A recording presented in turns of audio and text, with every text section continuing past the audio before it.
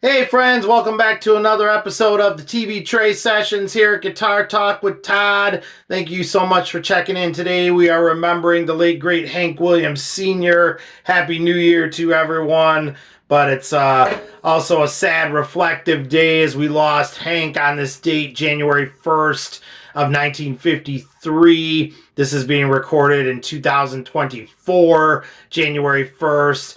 I have a tradition every year on New Year's Eve when I get done celebrating and everything. I've done this for years. I go and I listen to some Hank Williams and just think about that night. Hank was on the way to a gig in Ohio and he never made it there. And it's just a strange tale in the back of his Cadillac there.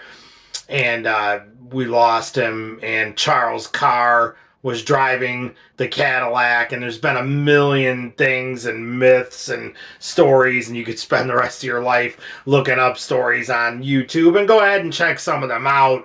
It's interesting stuff.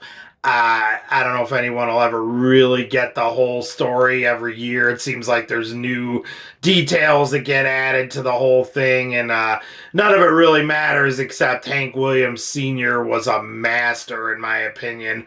That's the first music I ever heard in my life. A great, great songwriter. Obviously, one of the best that's ever lived. Hank had a way of, they called him the Hillbilly Shakespeare. And I think that's an appropriate title because he just had this way of connecting with the common man. But his songwriting was so simple and straightforward that anyone could relate to it, especially the common man. And that's what makes it so great and so timeless. And I know I was reading the other day, Hank is one of the all-time most covered artists.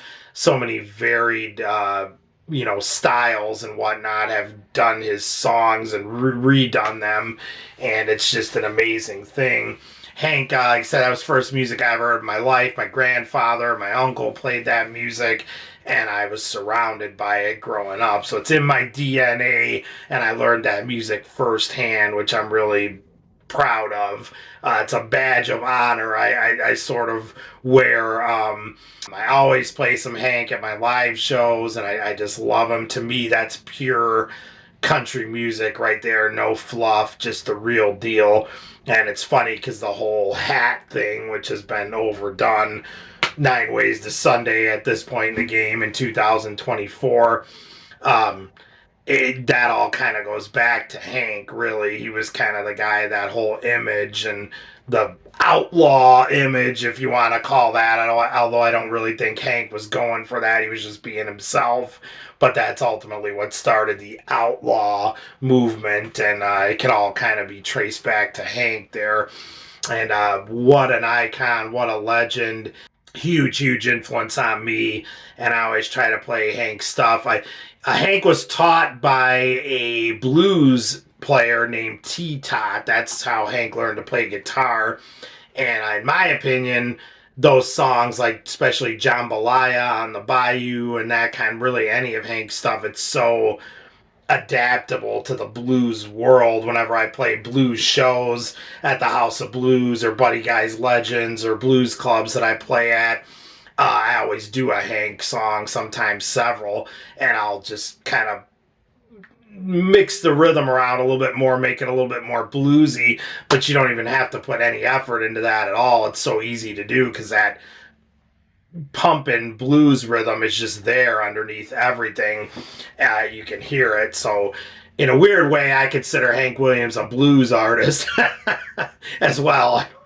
I know I'm probably going to get a lot of comments on that one, but I do. I can hear that blues vein running through all of his work, and obviously he was country as well, but early influence on rock and roll without a doubt. I mean, Elvis even said what an influence was on him, and you could definitely see that. We lost Hank in 53. Couple years later, there's Elvis mixing that stuff with blues and other stuff, and Hank is right there in that stuff. So the man should be and pretty much is in every hall of fame you could think of, rock and roll, blues, country, obviously anything folk. Hank is what an icon and what an influence. Like I said, it's kind of a weird thing to think about what really happened to Hank, but none of it really matters. We lost him so young and just so tragically, that it shouldn't have went down that way. He should have been around for years to come. But we're so lucky we have what we do from Hank. And we have some great things coming up on this show that we're going to be featuring of Hank's, and just various things that are really cool memorabilia pieces of Hank Williams Sr. So make sure you hit that subscribe button in the lower right hand corner so you can keep up with all that when we do have it. But today, January 1st, 2024, we are remembering the late great Hank Williams Sr. We love you, Hank, and we sure do miss you. And I always think of my mother-in-law, Carol, whenever I play any Hank or listen to Hank. Her and I shared a great bond of the love of Hank Williams Sr., so I always think of Carol, too, whenever I think of Hank. So send one out to Hank today and put on some of his great music. Find me on Facebook at Todd Beebe Music. And like I said, I appreciate you hitting that subscribe button in the lower right-hand corner. Never forget Hank Williams Sr. Thank you all so much for checking in. Happy New Year, and we will see you again. Stay safe and love your dogs. Take care.